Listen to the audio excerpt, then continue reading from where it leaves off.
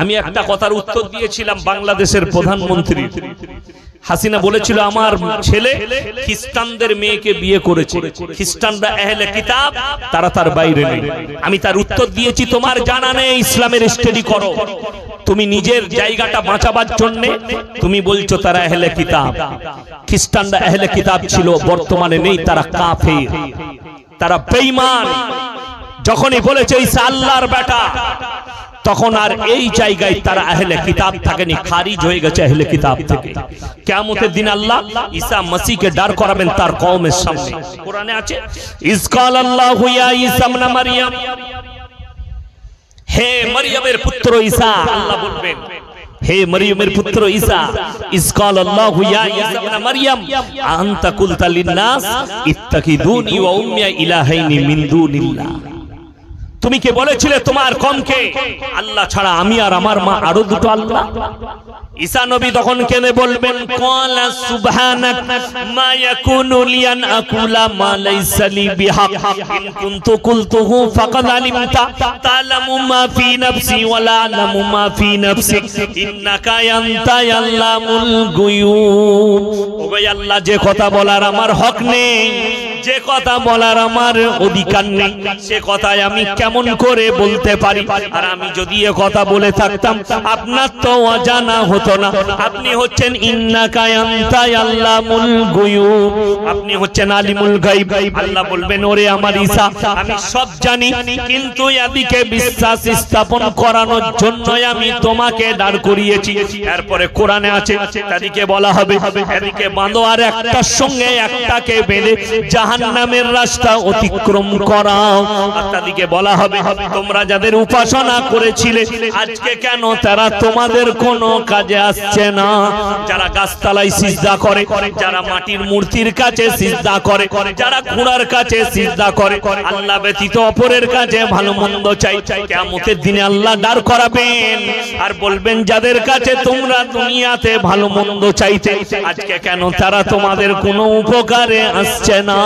তাদের কাছে যখন বলতে যাবে তারা বলবে আমরা তো তোমাদিকে দাওয়াত দিয়ে ডাকিনি, তোমরাই আমাদের কাছে এসেছিলে। তাদের জন্য ভয়ঙ্কর দিন সেই দিনটা। ভালো মন্দ, কল্যাণ অকল্যাণের মালিক সকলে বলুন কে?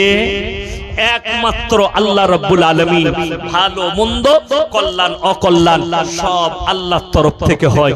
ইজ্জত আর জিল্লাতের মালিক আল্লাহ, রুজি দেনে ভালা আল্লাহ, পৃথিবীর হায়াত মত ভালো মন্দ সবের মালিক হচ্ছেন একমাত্র আল্লাহ। বড় কষ্ট লাগে। দেখুন ইসলাম কিভাবে বিকৃত হয়। আমি কুরবানির 1 মাস আগে জলসায় যাচ্ছিলাম উত্তর দিনাজপুর, কালিয়াগঞ্জ থানায় জলসা ছিল। তো রাস্তায় যাচ্ছি, ঠিক বোলপুর পেরিয়ে, শান্তিনিকেতন বোলপুর পেরিয়ে আহমদপুর আর বোলপুরের মধ্যখানে আমার গাড়ি আটকিয়ে দিল। একদল যুবক দাঁড়িয়ে আছে, হাতে কলমা লেখা ঝান্ডা আছে। আমি ড্রাইভারকে বললাম আমার দিকে পাঠাও, আমি বাঁ দিকে বসে থাকি, সামনে এলো। কি ব্যাপার? হুজুর চাঁদা লাগবে। কিসের বাবা? বললে আমরা ওরস করবো অমুক বাবার। আমরা আলহামদুলিল্লাহ খুব ভালো জিনিস দেবো। কি কি হয় বাবা? অনেক লোক আসে মাশাআল্লাহ, অনেকজন খানা খায় আলহামদুলিল্লাহ। আর কি হয়, কি কি পাওয়া যায়? বললে অনেক দূর থেকে লোক আসে, মাজারে গিয়ে যা চাইবে তাই পাবে, বাবার কাছে যেটা চাওয়া যায় সেটাই পাওয়া যায়। এমন আমার একটা কথা রাখবে কি, আমরা তাহলে তোমরা রাস্তায় চাঁদা করছো কেন? বাবাকে গিয়ে বলো বাবা আমরা ওরস করব, টাকা দে। কথাটা বুঝতে পারেন? ওখানে পাওয়া যাবে তো। তাহলে রাস্তায় লোককে গাড়ি দাঁড় করিয়ে এখানে চাঁদা তুলছিস? বিবেক বুদ্ধি হওয়া দরকার। শুনে রেখে দেন, ইসলামী শরীয়ত শুনিয়ে যাচ্ছে। কেউ যদি গাড়ি দাঁড় করিয়ে চাঁদা তুলে জলসা করে, সেই জলসা করা হারাম। কেউ যদি মাদ্রাসার জন্য গাড়ি দাঁড় করিয়ে চাঁদা তুলে আদায় করে, জলসা হোক মাদ্রাসার হোক মসজিদের হোক, জায়েজ নাই, শরীয়ত সম্মত। কেন? সকালে মাসলা জানে, সকলের পয়সা, সব জাতির পয়সা আমরা মসজিদে লাগাই, লাগানো যাবে? যাবে না। তুমি ধর্ম পালন করবে গাড়ি দাঁড় করিয়ে চাঁদা তুলে? কে বললো তোমাকে? কে অর্ডার দিল? কে বুঝাবে? এদিকে বড় কষ্ট লাগে। আপনি চলুন বললে প্রশ্ন করে, বললে গালিগালাজ করে। হাওড়া জেলায় বাগনানে গত বছরে মুসলিমদের যুবকরা ঈদে মিলাদুন নবীর জশ্ন বার করে ডিজে বাজিয়ে ডান্স করেছে। আমি দেখলাম ফেসবুকে, ইউটিউবে, সেখানে একজন ফুরফুরার পীরজাদা ছিলেন, তিনি প্রতিবাদ করেছেন। আমি জানলে তোমাদের এই প্রোগ্রামে আসতাম না। আমি তেনার শুকর আদায় করেছি যে তিনি ভালো কাজ করেছেন, এই প্রতিবাদ হওয়া দরকার। আমি বলেছি শোনো, এইরকম জুলুস বার করা হারাম। বাগনানের জলসায় একটা যুবক দাঁড়িয়ে বললে হাদিসের দলিল দিতে হবে, কোথায় লেখা আছে হারাম? আমি বললাম ভাই আমি জানি না। তাইলে আপনি হারাম বলছেন কেন?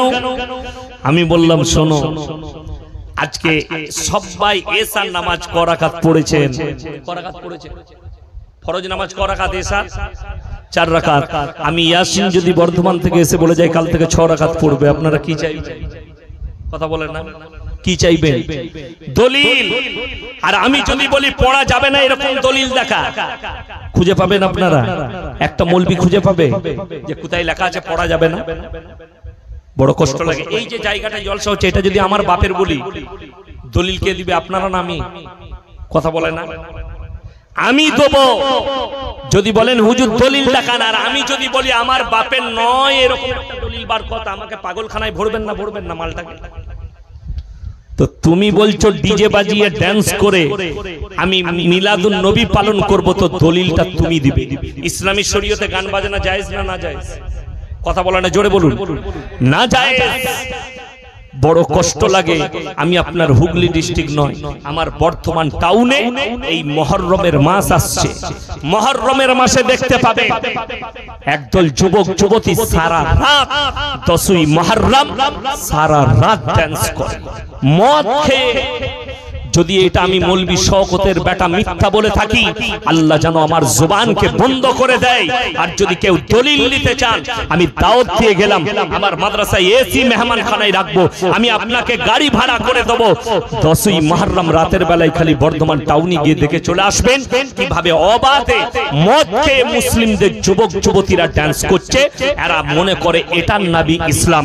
আল্লাহর কসম করে বলছি, এরা জাহান্নামের রাস্তা অতিক্রম করবে। হযরত হোসেন রাদিয়াল্লাহু তাআলা আনহু কারবালার প্রান্তরে শহীদ হয়েছেন, সেটার জন্য যদি নেচে গেয়ে গান বাজনা ডিজে বাজিয়ে যদি দুঃখ পালন হয়, তোর পাম মরে গেলে মিলাদ কে বললো? তোর পাম মরে গেলে কোরআন খানি কে বললো? তোর পাম মরে গেলে মিলাদ কে বললে ইসালে সওয়াব? তোর পাম মরে গেলেও ডান্স কর, তোর বাপ জান্নাতে যাবে। হযরত হোসেন শহীদ হওয়ার পরে যদি তোকে মাতম করতে হয়, ডান্স করতে হয়, ঢোল বাজাতে হয়, গান বাজনা বাজাতে হয়, ডিজে বাজাতে হয়, তোর পাম মরে গেলে ডিজে বাজিয়ে ডান্স কর, তোর বাপ জান্নাতে যাবে, তোর বাপ শান্তি পাবে। বড় কষ্ট লাগে। তোমার পাম মরে গেলে কোরআন খানি করবে, তোমার পাম মরে গেলে মিলাদ পড়াবে, তোমার পাম মরে গেলে দোয়া করবে। আর হযরত হোসেন শহীদ হয়ে গেছে, তার লেগে ডান্স করবে। পৃথিবীর মানুষ থুপ ফেলাবে তোমার উপরে। এটার নাম ইসলাম নয়, এটার নাম হচ্ছে ঘৃণিত। এগুলো এলো কোথা থেকে? বেঈমান কাফের আর ইহুদি নাসারাদের কালচার, এটা আমাদের মধ্যে এসে ঢুকে গেছে তাদের কাছ থেকে। শুনেলেন কোরআনে আছে গায়রিল মাগযুবি আলাইহিম ওয়ালা দাল্লিন। মাগযুব মানে ইহুদি আর দাল্লিন মানে নাসারা। এই দুটো দলই পদভ্রষ্ট, আর এদের যারা অনুসারী হবে তারাও পদভ্রষ্ট হবে। আজকে আপনারা বললেন গান বাজনা হারাম। আপনি ভাবতে পারেন, আপনার ফুরফুরার কথা বলছি না, চণ্ডীতলা থালার কথা বলছি না, হুগলি ডিস্ট্রিক্টের ব্যাপারে আমি জানি না, যেহেতু হুগলি ডিস্ট্রিক্টের আমি কোনো বিয়েতে অ্যাটেন্ড করিনি। আমার বর্ধমান জেলা, মুর্শিদাবাদে, বিভিন্ন আরো জেলায় আজকে মুসলিমদের বাড়িতে গান বাজনা হচ্ছে, ডান্স হচ্ছে। ঠিক বললাম না ভুল বললাম? ডিজে বাজাচ্ছে মুসলিমরা বিয়েতে, আর ওটাকে শরীয়ত মনে করেছে। আজকে বড় কষ্ট লাগে। হুগলি হাওড়াতে পাঞ্চিনি হয় বিয়েতে, হয় না? হয় না? কথা বলে পাঞ্চিনি হয় না? কোন মৌলবি যদি কোরআন হাদিস থেকে পাঞ্চিনি দেখিয়ে দেয়, আমি আর জীবনে হাওড়া জেলায় বক্তব্য দেবো না, হুগলিতে বক্তব্য দেবো না। নিয়ে আসো। পাঞ্চিনিতে মেয়ের বাপের গলা টিপে দিচ্ছ, 200 লোক নিয়ে আসবে। আমাদের দেশের বড় লোকদের একটা ডিজাইন বেরিয়েছে, আমি পড়লুও না, 1 টাকা লাগবে না, কিন্তু ওই পাঞ্চিনিতে 300 লোক নিয়ে হবে। তুই কেলানি খাবি না তো কে খাবে? কথাটা বুঝতে পারে? মানে এইরকম করে নাকটা ধরবো না, ঘুরিয়ে ধরে তোর বীজ মারবো। হুজুররা বলেছে পণ লিয়া যাবে না, তাইলে পণ লুবো না, কিন্তু ওই দিকে তো ঠিক বীজ মেরে দেবো, 300টা লোক আনবো না, হলে 400 খাওয়া তুই জমি বেচে। শুনে রেখে দেন আল্লাহর নবী সুন্নতটা। আজ থেকে হাত তুলে বলুন তো কে কে সুন্নত তরিকায় বিয়ে করবেন? যাদের হয় হাত তুলেন। এই যাদের বিয়ে হয়নি হাত তুলেন, সুন্নত তরিকায় বিয়ে করব, জোরে বলুন ইনশাআল্লাহ। ভয়ে কেউ হাত তুলছে না, খুব বিপদ। কি বুঝলেন? আল্লাহ ফেরে পড়বি। ভাই কান খুলে শুনেলেন, আপনি সর্ববেশি 10 জনের বেশি নিয়ে যেতে পারবেন না। 7 থেকে 10 জন বিবাহ করতে যাবেন। ওলিমা করা হচ্ছে, ওলিমা খাওয়ানো হচ্ছে সুন্নত, জোরে বলুন সুবহানাল্লাহ। ওলিমা খাওয়ানো সুন্নত। ইসলামে লগ্ন নেই, ইসলামে আপনার পাঞ্চিনি নেই, ইসলামে আপনার বিবাহ বার্ষিক নেই, ইসলামে আছে সুন্নত তরিকায়। নিকাহ কোথায় হবে? প্যান্ডেলে লয়। হাদিস খুলে দেখলেন রাসূল আকরাম সাল্লাল্লাহু আলাইহি সাল্লামের জামানায় মসজিদের ভেতরে নিকাহ হয়েছে, জোরে বলুন সুবহানাল্লাহ। যার কারণে কোনো বর্বরতা ছিল না, কোনো নোংরামি ছিল না। আমার এক ছাত্রের বিয়ে দিতে যাচ্ছে, আমি কিন্তু শর্ত রেখেছিলাম যে মসজিদের ভেতরে নিকাহ পড়াবো, তবে আমি আছি। বলে হুজুর আপনি যা করবেন। রাস্তায় যেতে যেতে মেয়ে ছেলেদের কাজ, বাজারে দাঁড়িয়েছে, আমি গাড়িটা দাঁড় করা কি করছে, এরকম বড় বড় দুটো ডাব কিনলাম। ডাবগুলো কি ব্যাপার? বলছে মেয়ের মা আর বাপ বিয়ে না পড়ানো পর্যন্ত কিছু খেতে পাবে না, বিয়ে পড়িয়ে এটা খাবে। আমরা কোথায় পেলিবে হাদিসে? ও নিজেই জানেন। আমরা ডাবগুলো আমার গাড়িতে দিই, এসি আছে, একটু ঠান্ডা হয়ে যাবে, তো আমার গাড়িতে দিল। আমি আমার ম্যানেজারকে বললাম ভেতর দিকে ঢুকে গিয়ে স্কুল ড্রাইভারটা নিয়ে আয়, ফুটো কর দে মাল আমাকে। আমি চালিয়ে দিলাম। ওরা বিয়ে পড়ানোর পরে খুঁজে বেড়াচ্ছে ডাব দুটো কোথায়, ডাবে পানি থাকলে তো খাবে, ও তো আমি চালিয়ে দিয়েছি দুটো। তো বলে হুজুর পানিগুলো আমি খেয়ে নিয়েছি, ওদিকে কলের পানি খাওয়া। এর থেকে বড় জিহালাত আর কি আছে? এর থেকে বড় জিহালাত আর কিছু নেই। আমার ভাই, আমরা সকলে জানি, আমি মাঝে মাঝে পেরিয়ে গেলে আমাদের তহা হুজুরের বাড়িতে মাঝে মাঝে চা খাই, আমার সঙ্গে ফোনে কথা হয়। একদিন আমাকে কাবাব আর পরোটা আর চা খাইয়েছিল, তো আমি মাঝে মাঝে পেরিয়ে যাই। 21, 22, 23 3 দিন ইসালে সওয়াব হয়, হয় না? হয় না? আচ্ছা মেয়েরা যেতে পায়? উত্তর দেন না কেন? যেতে পাবে না। জোরে বলবেন যেন এখানে আওয়াজটা উঠে, মেয়েরা যেতে পায়। সবাই জানুক, পশ্চিম বাংলার লোক যারা ইউটিউবে দেখবে যে না, ফুরফুরার মাটিতে ইসালে সওয়াবে মেয়েদের যাওয়া নিষেধ। কেন? দাদা হুজুর পীর কেবলা রহমাতুল্লাহ আলাইহি তিনার ওসিয়তনামায় লিখেছেন মেয়েদের মাজারে যাওয়া তো দূরের কথা, নিয়ত করাটাও হারাম। জোরে বলুন না সুবহানাল্লাহ। মেয়েদের মাজারে যাওয়া চলবে না। দাদা হুজুর পীর কেবলা রহমাতুল্লাহ আলাইহি তিনার ওসিয়তনামায় লিখেছেন, আমি মৌলভী শওকতের বেটা নগণ্য ইয়াসিন, আমার কাছেও দাদা হুজুর পীর কেবলা রহমাতুল্লাহ আলাইহির ওসিয়তনামা আমার লাইব্রেরিতে রাখা আছে। শুধু আপনি একা ভক্ত নন, আমিও ভক্ত, ভালো করে বুঝবেন। অথচ আপনাকে দেখিয়ে দেব, আপনি বলছেন আমি দাদা হুজুর পীর কেবলা রহমাতুল্লাহ আলাইহিকে ভালোবাসি। এই হাওড়া হুগলি 24 পরগনার মানুষ দাদা হুজুরকে ভালোবাসে, মহব্বত করে, অথচ নিজের বউকে নিয়ে বাস ভাড়া করে আজমিরে নিয়ে গিয়ে নিজের বিবিকে মাজারে ঢুকিয়ে সিজদা করাচ্ছে। তোমার থেকে বড় দুশ্মন দাদা হুজুরের আর কে হতে পারে? যদি দাদা হুজুরের মাজারে যাওয়া নিষেধ হয়, তাহলে খাজা বাবার মাজারে তোমার বউ কেমন করে যেতে পাবে? কথাটা বুঝতে পেরেছেন? বোঝাতে পেরেছি না পারি না? আমি তো দাদা হুজুর পীর কেবলা রহমাতুল্লাহ আলাইহি পায়ের জুতো ধুলো সমতুল্য হতে পারবো না। কি বুঝলেন? কিন্তু বড় কষ্ট লাগে। আপনি দাদা হুজুরকে বলছেন ভালোবাসি, দাদা হুজুরের কবরে আপনার বউকে নিয়ে যেতে পারবেন না, আপনাকে ঘাড়ে ধরে বার করে দিবে আপনার স্ত্রীকে, আপনাকে ওখানে পানিশমেন্ট দেওয়া হবে।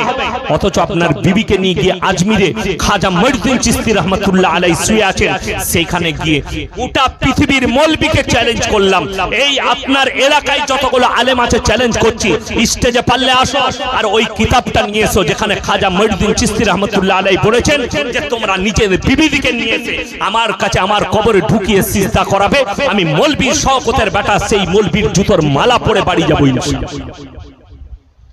অত সহজ নয় ইসলাম। খাজা মঈনুদ্দিন চিশতি রহমাতুল্লাহ আলাইহি তোমার মতো এইরু গায়রু লোক নয় যিনি 12 বছরের পর থেকে মৃত্যুকাল পর্যন্ত একদিন তাহাজ্জুদের নামাজ কাজা করেন। হাই রোডের সাইডেই আমার বাড়ি ঢোকার আগে একটা হোটেল আছে, নিউ রয় হোটেল। ও মুসলিম ভাইদের, আমার বন্ধু বিদ্যুৎ দানা আমাকে খুব ভালোবাসে। আমি গেলে আলাদা কাপে চা দেয়, কাগজের কাপে, সব আমাকে আলাদা রেসপেক্ট করে। তো ওখানে একদিন বসে আছি, 24 পরগনার একটা বাস যাবে কোথা, আজমির, দাঁড়িয়েছে। অনেকজন এসে মোলাকাত করছে, হুজুর ভালো আছেন, হুজুর ভালো আছেন, 24 পরগনায় বাড়ি। আচ্ছা, একজন দাড়িওয়ালা আছে, তার সঙ্গে আরো লোক আছে। আমি বললাম ভাই একটা কথা শুনবেন? জি বলুন। আমি বললাম ভাই কটায় বেরিয়েছে? হুজুর আসরের সময়। মাগরিব পড়েছেন? জি না। এসব পড়েছেন? জি না। আর ফজরও পড়বেন? এরপর বলুন, খাজা বাবার 12 বছরের পর থেকে মৃত্যুকাল পর্যন্ত একদিনও তাহাজ্জুদের নামাজ কাজা হয় না। খোঁজ নিয়ে দেখুন, দাদা হুজুর পীর কেবলা রহমতুল্লাহ আলাইহির জীবনীটাকে পড়ে দেখুন, ক ওয়াক্তের নামাজ কাজা ছিল। আর আপনি হাত তুলে বলছেন আমি দাদা হুজুরের ভক্ত, 1 ওয়াক্তের নামাজ নাই। তুমি ঝাঁটা খাবে না? খাবে না? কবে? তুমি নিজে ভেবে দেখো। তুমি মনে করেছো ভক্ত হয়ে পেরিয়ে যাব। কোরআন শোনো, যাদের বাড়িতে মানে কোরআন আছে খুলবেন সূরা আরাফ প্রথম পৃষ্ঠা, ফালানাস আলান্নাল্লাযীনা উরসিলা ইলাইহিম ওয়ালানাস আলান্নাল মুরসালিন।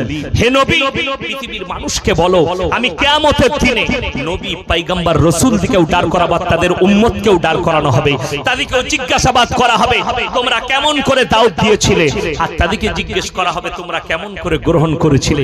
কোরআনে আছে, হে আমার নবী বলে দাও কিয়ামতের দিনে একজন নবীকে আমি কাঠগোলায় দাঁড় করাবো, তিনি হচ্ছেন হযরতে ঈসা মাসিহ, যিনাকে আবার আল্লাহ নামাবেন দুনিয়াতে। সেই ঈসা মাসিহকে আল্লাহ দাঁড় করাবেন। কোরআনে আছে আল্লাহ প্রশ্ন করবেন কাদের জন্য। এখন দেখবেন খ্রিস্টানরা তাদের গির্জায় দুজনের মূর্তি রেখেছে, এক হচ্ছে যিশুস আর দ্বিতীয় হচ্ছে তার মা মারিয়াম। ঈসা নবীর মা মারিয়াম, এই দুজনের মূর্তি রাখা আছে। তারাও বিশ্বাস করে আল্লাহ তাআলা ঈসা নবীকে তুলে দিয়েছেন এবং তার রূপ হিসাবে যিশুসের তারা উপাসনা করে, যিশুস কাছে চায়। কেন? রওয়ায়েতে আছে যে লোকটা প্রথম মারার জন্য ঈসা নবীকে ঘরের মধ্যে প্রবেশ করেছিল, আল্লাহ তার চেহারাটা ঈসা মাসিহর মতো করে হযরত ঈসা মাসিহকে আসমানে তুলে নিয়েছিলেন। জোরে বলুন সুবহানাল্লাহ। এরা না দেখে তাকে ক্রুশচিত্র করেছিল, সেই লোকটার নাম হচ্ছে যিশুস। কথাটা বুঝতে পেরেছেন? ঈসা নবীর নাম কিন্তু যিশুস নয়, যিশুস হচ্ছে সেই লোকটা। এরা তার রূপে ঈসা নবীর উপাসনা করে। যখনই খ্রিস্টানদের ঈমান ততদিন ছিল যতদিন পর্যন্ত বলেছে কি ঈসা হচ্ছে আল্লাহর নবী।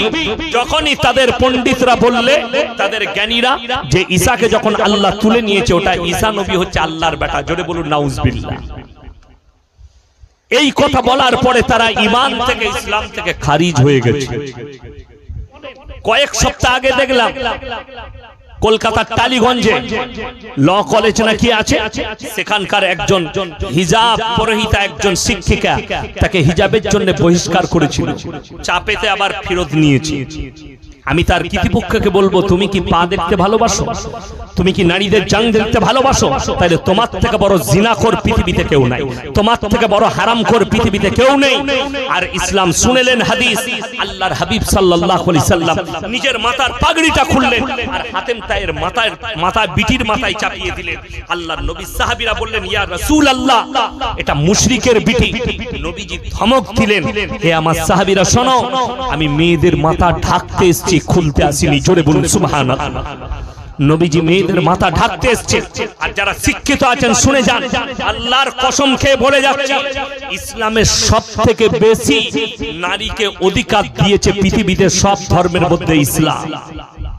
সর্বপ্রথম অধিকার নারীর ইজ্জতকে ঢেকে দাও। জোরে বলুন সুবহানাল্লাহ। আপনি দেখুন অনেক যুবকরা আইপিএল খেলা দেখে, দেখেন না দেখেন না, আইপিএল এ মগ্ন। আইপিএল এ কোন প্লেয়ার 6 মারলে 5টা ন্যাংটো নারী ডান্স করে। আইপিএল এ আউট হলে 5টা ন্যাংটো নারী ডান্স দেখা। ভেবে দেখুন এরা নারীকে বেশি পছন্দ করে না আমাদের মতো মৌলবীরা? তারা নারীর শরীরকে বেশি পছন্দ করে না আমাদের মতো মৌলবীরা? আমাদের জলসা হলে নারী দিকে আমরা পর্দায় রাখি। জোরে বলুন সুবহানাল্লাহ। ঠিক বললাম না ভুল বললাম? আমরা জলসা করলে নারীরা পর্দায় থাকে। আমরা ইসলামে পর্দার বার্তা দিই। আমাদের কাছে আমার মায়ের যতটা ইজ্জত, আমার একটা হিন্দু বোনেরও ততটা ইজ্জত। আমার কাছে আমার বিটির যতটা ইজ্জত, আমার হিন্দু বিটিরও ততটা ইজ্জত। আমার বড় কষ্ট লাগে, দুঃখ লাগে যে সমস্ত হারামের আওলাদরা আজকে মুসলমান প্রতিবাদ করতে জানে না। নাজিয়া ইলাহি খান বলে একটা উকিল আছে, আরএসএস এর দালাল, বিজেপির দালাল, কলকাতায় বসে আছে, প্রতিনিয়ত ইসলামের বিরুদ্ধে কথা বলছে। আমাদের জন্য এরা লুঙ্গি পরা বলছে, আমাদের জন্য কাঠ মোল্লা বলছে। अगर तेरे अंदर हिम्मत है तो हमारे जैसे मौलवी के सामने एक मर्तबा बैठ के देखा। আমি একবার দুবার নয় 1000 বার ইনভাইট করেছি। এবিপি নিউজ থেকে শুরু করে, জি নিউজ থেকে, 18 থেকে শুরু করে, রুবিকা লিয়াকাত, আপনার अंजना আমকাশাব আর হারামখোর আপনার अर्नब गोस्वामी, अगर तुम लोग में हिम्मत है तो हमारे जैसे मौलवी के सामने बैठ के दिखाओ। हम दिखा देंगे इस्लाम किसको कहते हैं, कुरान किसे कहते हैं, दीन किसे कहते हैं, हमारे रसूल के अखलाक क्या है, हमारा दीन क्या है, इस्लाम क्या सिखाया, ये हम तुम्हें सिखाएंगे। कहां से 2-4 गधे को पकड़ के लेके आ जाते हैं और उससे इस्लाम समझते हैं। 2-4টা গরু গাধাকে নিয়ে এসে বস করায়, মুসলিম নাম, তাদের নাম দিয়েছে মুসলমান, তারা ইসলামের কিছুই জানে না। বড় কষ্ট লাগে। দিল্লির মাটিতে দাঁড়িয়ে বলা হচ্ছে মুসলমান 10-10 बीबियां रखते, 5-5 बीबियां रखते हैं, 4-4 बीबियां रखते हैं। मुसलमान 10-10 बच्चे लेते हैं, मुसलमान 6-6 बच्चे लेते हैं, 7-7 बच्चे लेते हैं। और আমাদের দেশের কিছু শিক্ষিত মুসলমান আছে, গরু আর গাধা, তারা মনে মনে করে এই মৌলবীদের তো কোনো লাইসেন্স নাই, মৌলবীরা 4টা-5টা করে বাচ্চা নেয়, আমরা 4টা-5টা করলে আমাদের হয়, তোদের হবে না। কথাটা বুঝতে পারেন? তোর হবে না, তোর ইঞ্জিনে মাল শেষ। কেন? তুই জিনা করে করে শেষ করে দিয়েছিস। আল্লাহ আমাদেরকে জিনার তৌফিক দেয়নি, হালাল সম্পর্ক। এরপর আপনাদেরকে বলে দিই, আমি প্রুফ দেব। আজকেই আমি এই কয়েকদিন আগে লোড করেছি, ফেসবুক থেকে লোড করেছি, যে আজকে মুসলমানদের ওপরে দায় চাপানো হচ্ছে যে মুসলমানদের কটা করে বাচ্চা আছে, মুসলমানরা কটা করে ছেলে নেয়। আমি আজকেই দেখলাম যে না, এটাকে মালটা আমাদের জন্য বলছে 7টা করে বাচ্চা নেয়। সেই শিক্ষিত মুসলিম দিকে বলে যাচ্ছি, তোমার মুখ থেকে প্রতিবাদ শুনতে চাই। আমাদের 5টা-6টা করে বাচ্চা, আমরা অপরাধী। আমাদের 10টা করে বাচ্চা, আমাদের বাপরা অপরাধী, আমাদের দাদরা অপরাধী। আমাদের জন্য রোজি মাটান কোথা থেকে দিবে সরকার? কিন্তু বড় দুঃখ লাগে, আমাদের দেশের যিনি প্রধানমন্ত্রী মোদিজি, তিনারা 6 ভাই বোন। ক ভাই বোন বললাম? 6 ভাই বোন। আডবাণীজি, তিনারা 8 ভাই বোন। তাগাড়িয়া, তিনারা 9 ভাই বোন। উত্তর প্রদেশের মুখ্যমন্ত্রী যোগী আদিত্যনাথ, তিনারা 7 ভাই বোন। বাল ঠাকরে 9 ভাই বোন। লালু প্রসাদ যাদব 10 ভাই বোন। নরসিংহা রাও 8টা বাচ্চা নরসিংহা রায়ের। তারপরও জনসংখ্যা বৃদ্ধির দায় মুসলমানেরই ঘাড়ে। কথাটা বুঝতে পারেন? বড় কষ্ট লাগে এদের এতগুলো। আপনারা একজন শিক্ষিত লোক বলুন তো, রবীন্দ্রনাথ ঠাকুর বাপের ক নম্বর সন্তান? তিনি বিশ্বকবি না কবি নয়? তিনি বিশ্বকবি, কবিগুরু রবীন্দ্রনাথ ঠাকুর। তিনারা 14টা ভাই বোন। কটা বললাম? রবীন্দ্রনাথ ঠাকুর বাপের 7 নম্বর সন্তান। যদি মুসলমান শিক্ষিত দিকে বলি, আমাদের 5টা বাচ্চা হলে যদি মূর্খ হয়, রবীন্দ্রনাথ ঠাকুর মা বাপকে কি বলবি? মোদিজির মা বাপকে কি বলবি? আডবাণীজির মা বাপকে কি বলবি? লালু প্রসাদের মা বাপকে কি বলবি? তাগড়িয়ার মা বাপকে কি বলবি? এই উত্তরটা তোর মুখে শুনতে চাই। বড় কষ্ট লাগে। সেই যুগ পেরিয়ে গেছে, যে যুগটাই 5টা-7টা করে বাচ্চাই হারামখোররা বলছে, সেই যুগে আমাদের দেশে মুসলিম, হিন্দু, জৈন, খ্রিস্টান, আপনার আদিবাসী সববারই 5টা-7টা করেই বাচ্চা হতো, ঠিক কিনা? এখন তো স্ট্যান্ডার্ডের যুগ, 1টার বেশি বাচ্চা নাই। ঠিক বললাম না ভুল বললাম? 2টোর বেশি বাচ্চা নেই। বলছে 2টোর বেশি বাচ্চা নিলে তাদেরকে বঞ্চিত করা হবে। খুব কষ্ট লাগে যারা বলছেন 2টোর বছর বেশি বাচ্চা নিতে পাবে না। এটা আইন করেছে, তোমাদের আইন মানতে হবে, দেশে বাস করছি। কিন্তু বড় কষ্ট লাগে, এই ফাইসালাটা আজ থেকে 100 বছর আগে যদি নিয়ে নিত আমাদের বাপ দাদরা, তোমরা আর দুনিয়ার মুখ দেখতে পেতে। ঠিক বললাম না ভুল বললাম? তোমরা আর দুনিয়ার মুখ দেখতে না। যারা বলছে দুনিয়ায় জায়গা কম পড়ে যাবে, আল্লাহর কসম করে বলছি, গোটা পৃথিবীতে আরো কত কোটি মানুষ আসবে ঠিক নেই, কিন্তু দুনিয়ার জায়গা তোমরা শেষ করতে পারবে না। যদি বলেন প্রমাণ, প্রত্যেক দিন খালি আমার বাড়ির কাছে কটা বালির ঘাট আছে, 4 থেকে 5টা বালির ঘাট, প্রত্যেক দিন 20,000 লরি বালি লোড হয়। বর্ষার আগে বড় বড় খাল হয়ে যায়, বর্ষাকালে পানি আসবে, বন্যা হবে দামোদর নদে, যখন পানিটা শুকিয়ে যাবে শীতকালে আবার অতটাই বালি জমা হয়ে যায়। জোরে বলুন সুবহানাল্লাহ। তোমরা বাড়ি শেষ কর, বাড়ি তৈরি করে গোটা পৃথিবীর কোনায় কোনায় বাড়ি তৈরি করো, আমার বালির এক কোণ সরাতে পারবে না। তোমরা বাড়ি তৈরি করে দুনিয়ার জমিনকে শেষ করতে পারবে না। তার জন্য আল্লাহ দলিল দিয়েছে আরাফার ময়দান। 40 লাখ হাজি ওই ছোট্ট একটা মাঠে প্রবেশ করে যায়, ওইটা হচ্ছে সবথেকে বড় আরাফার ময়দানটা কিয়ামতের দলিল। আমার ভাই, প্রত্যেকটা ভাই নিয়ত করুন, আজ থেকে আমরা দিনের উপরে প্রতিষ্ঠিত হব। সকলে জোরে বলুন ইনশাআল্লাহ।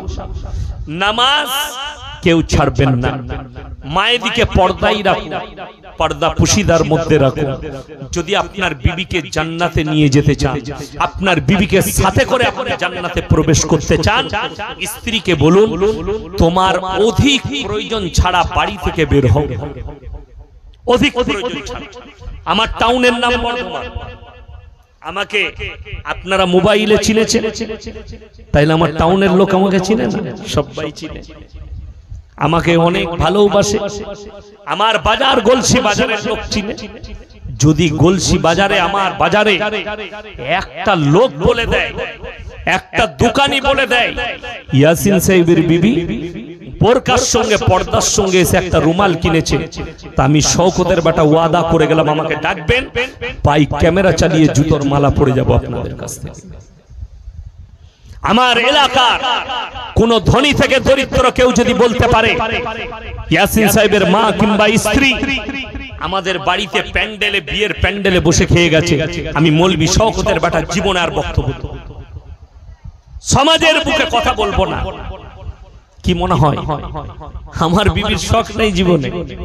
জিজ্ঞেস করুন। আমার উবায়ান আমার শ্বশুর ঘরের লোকরাও 17 বছর বিয়ে হয়েছে, হাতে গুনে কবার বাপের বাড়ি গেছে, এখনো হিসেব নেই। আমাকে আপনার কি মনে হয় শ্বশুর বাড়ির সঙ্গে আমার সম্পর্ক নেই?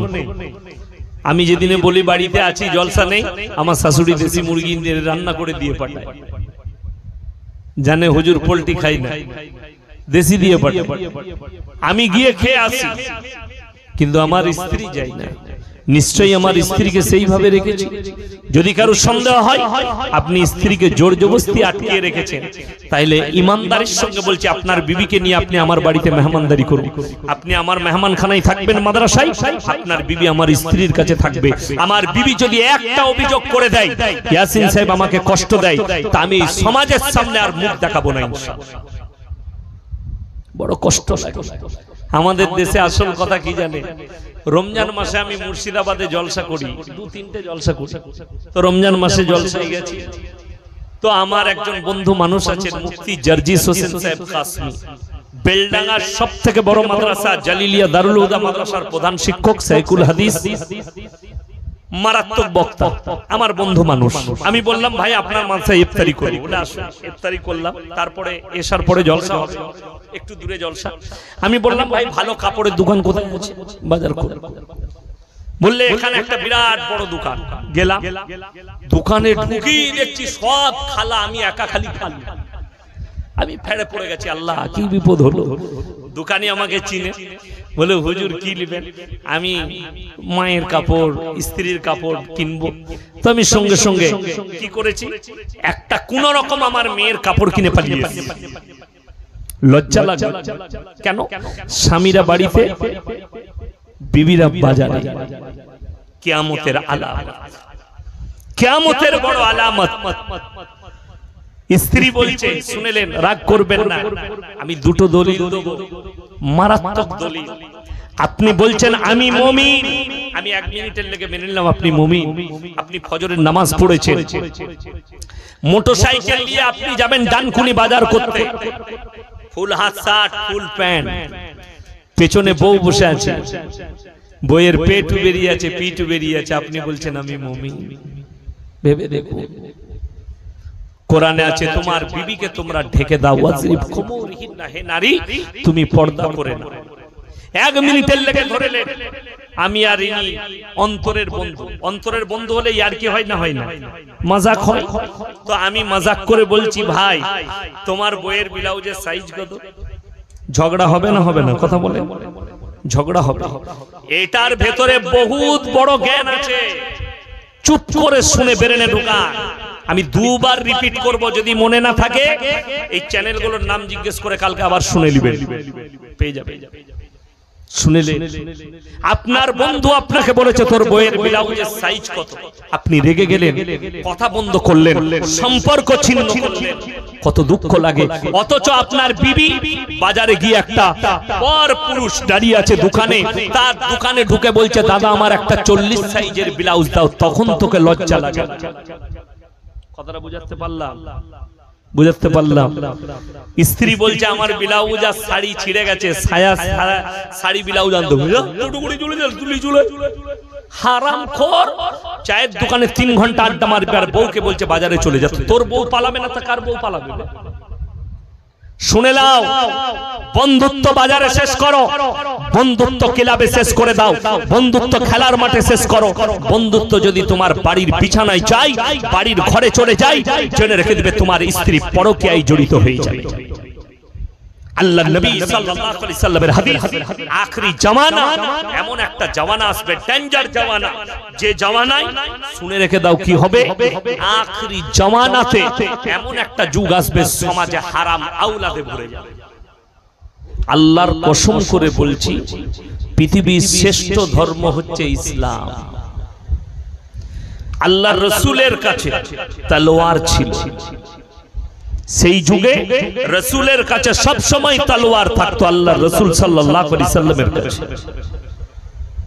আজও আরবের ভূমিতে নবীজির একটা সুন্নত পালন হয়, প্রত্যেকটা বড় লোক, দামি লোক, তারা ছোট ছোট এখানে তলোয়ার কিংবা ছুরি রাখে, এটা নবীর সুন্নত, অস্ত্র রাখে। কিন্তু আমরা যে দেশে বাস করছি আহলে হারাম, এখানে আইন নাই, আপনি অস্ত্র রাখতে পাবেন না, আমাদের জন্য কোনো অসুবিধা নেই। তো নবীজির কাছে তলোয়ার ছিল। আল্লাহর কসম করে বলছি, যতগুলো হাদিসের কিতাব আছে ঘেঁটে দেখো, কোরআনের একটা আয়াত বার করে দেখো, আর বেঈমান কাফেরকে বলো আয়াত বার করে নিয়ে এসো। রাসূলের তলোয়ারের দ্বারা মানুষ তো দূরের কথা, একটা প্রাণী পর্যন্ত ক্ষত বিক্ষত হয়নি। জোরে বলুন সুবহানাল্লাহ। আল্লাহর রাসূল যুদ্ধ করেছেন।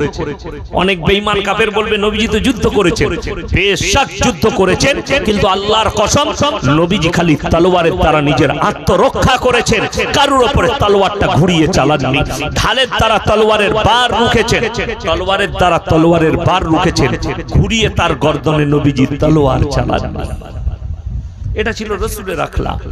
তবে ইসলামটা এত দূর পৌঁছেছে, আজকে এসে আপনি মনে মনে ভাবছেন, দেখুন এতগুলো মানুষ বসেছে, শুধু আপনারা নয়, এই গোটা চণ্ডীতলা থানার যতগুলো মুসলিম আছে, যদি জিজ্ঞেস করা হয় কম বেশি সবাই জানে যে মুসলমান নরনারীর জন্য দ্বীনি ইলম হাসিল করা ফরজ, ঠিক কিনা? কথা বলে। আর আমি বলে যাচ্ছি 95% মুসলমানের কাছে দ্বীনি ইলম নেই। যদি কেউ চ্যালেঞ্জ দেন, আমি আপনাদের মধ্যে যাকে হোক যে চ্যালেঞ্জ দিবেন তাকে দিয়ে প্রমাণ করাবো যে তোমার কাছে দ্বীনি ইলম নাই। দ্বীনি ইলম কি, কেন ফরজ? এই জন্য ফরজ যাতে করে তুমি হারাম হালালটা চিনতে পারো, দ্বীন আর বদ্দীন চিনতে পারেন, শিরক আর বেদাত চিনতে পারেন, কুফরি চিনতে পারেন। বেঈমান কাফেররা যে জালটা আপনার উপরে ছুড়বে, ওই ইলমের দ্বারা যেন আপনি জালটা চিনতে পারেন এটা বেঈমানের ছুড়া একটা জাল। আজকে মুসলমান বেঈমান কাফের ইহুদি নাসারাদের অনুসরণ করছে, ইবাদত মনে করে।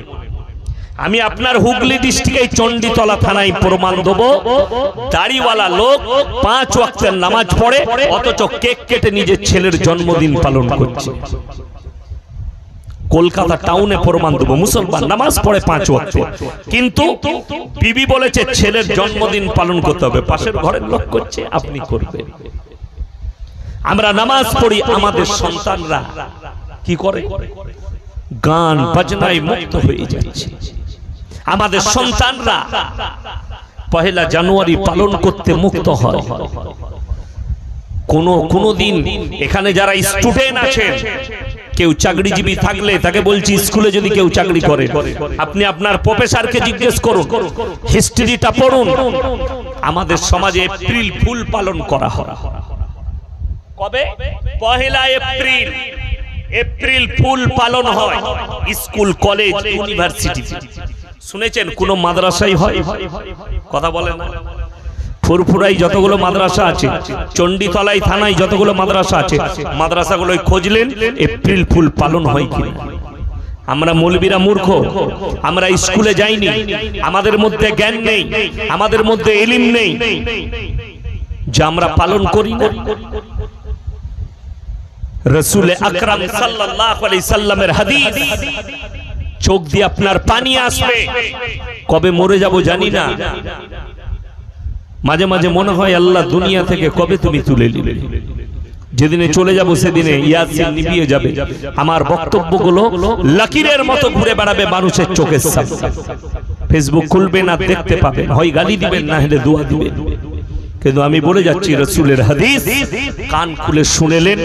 হে মুসলমান ব্যক্তিত্বরা, হে পৃথিবীর মানুষ, হে আমার সাহাবীরা, এমন একটা যুগ আসবে পৃথিবীর বুকে, সেই যুগটা তোমরা দেখতে পাবে বর্বরতার যুগ। যে যুগটা আমার পূর্বে কেটে গেছে, সেই যুগ আবার পরিবর্তন হয়ে আসবে এবং নাম হবে মডেলিং। আল্লাহ রসুলের আগে যে পাপগুলো হতো, ওই পাপগুলো নতুন করে আসছে এবং নাম দেওয়া হচ্ছে মডেলিং। আজকে পৃথিবীর স্ট্যান্ডার্ড কারা জানে? যারা প্রতিনিয়ত জিনায় লিপ্ত থাকে, তারা হচ্ছে স্ট্যান্ডার্ড, তারা হচ্ছে মডেলিং।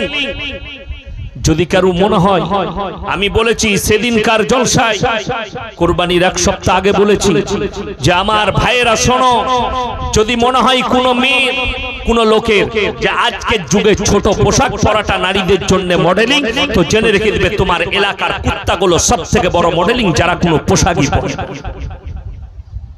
আজকে বলে যায় রাসূল আকরাম সাল্লাল্লাহু আলাইহি সাল্লাম যেগুলো বলেছেন আজকে ফুটে উঠছে।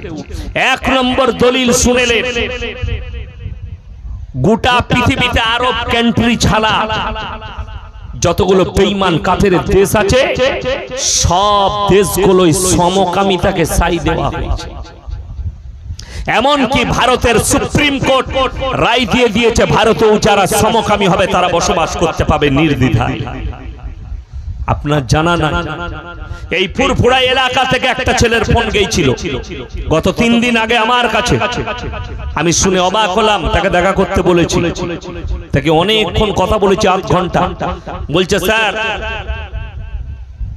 আমি একটা যুবক, আমার বিয়ে হয়েছে, বিবি আছে, কিন্তু মেয়েদের প্রতি আমার ইন্টারেস্ট নেই, ছেলেদের প্রতি ইন্টারেস্ট। নাউজুবিল্লাহ বলে, এ হচ্ছে সমকামী। আমি তাকে বললাম, তুমি নিশ্চয় পর্ণ ছবিতে আসক্ত হয়ে আছো, তোমার জীবনে তুমি পর্ণর দিকে ধেয়ে আছো। America, London, Britain, Japan, German, শুনে রেখে দেন, এই পাপের কারণে, সমকামীর কারণে তাকে বুঝালাম, হে আমার ভাই, একটা পুরো জাতিকে, নসলকে আল্লাহ ধ্বংস করে দিয়েছেন, সেটা হচ্ছে হযরতে লূত নবীর কওম। আজ পর্যন্ত পৃথিবীর ম্যাপ বার করুন, লোহিত সাগর বলে একটা সাগর আছে, সেই সাগরের উপরে আল্লাহ তাআলা হযরতে লূত নবীর কওমকে রুটির মতো পাল্টালেন। সেই সাগরটাকে বৈজ্ঞানিকরা নাম দিয়েছে মরা সাগর। যে সাগরে আজ পর্যন্ত একটা পোকা মাকড় কীট পতঙ্গ পর্যন্ত জন্মায় না। এত অভিশপ্ত ছিল তারা। কোরআন শোনাবো আপনাদিকে, আপনি মনে করেছেন ইয়াসিন সাহেবকে দাওয়াত দিয়েছেন, হুজুরদিকে দাওয়াত দিয়েছেন, আর পাপ করার পরে আমরা দোয়া করে দিয়ে যাব আপনি জান্নাতে যাবেন। তো শুনে রেখে দেন, এই ভুল বার্তা আপনার ব্রেন থেকে নামিয়ে এলেন। কেউ যদি সমকামী হয়, কেউ যদি বেঈমান কাফের হয়, আর মাথায় টুপি লাগিয়ে জলসায় বসে, ঈদগায় যায়, মসজিদে যায়, আল্লাহর কসম গোটা পৃথিবীর মৌলবি দোয়া করলেও পেরুবার রাস্তা খুঁজে পাবে। লিখে নিয়ে যান, কোরআনের দলিল শুনেলেন, আপনার চোখ দিয়ে পানি আসবে। দুজন নবী, কজন নবী বললাম? দুইজন নবী।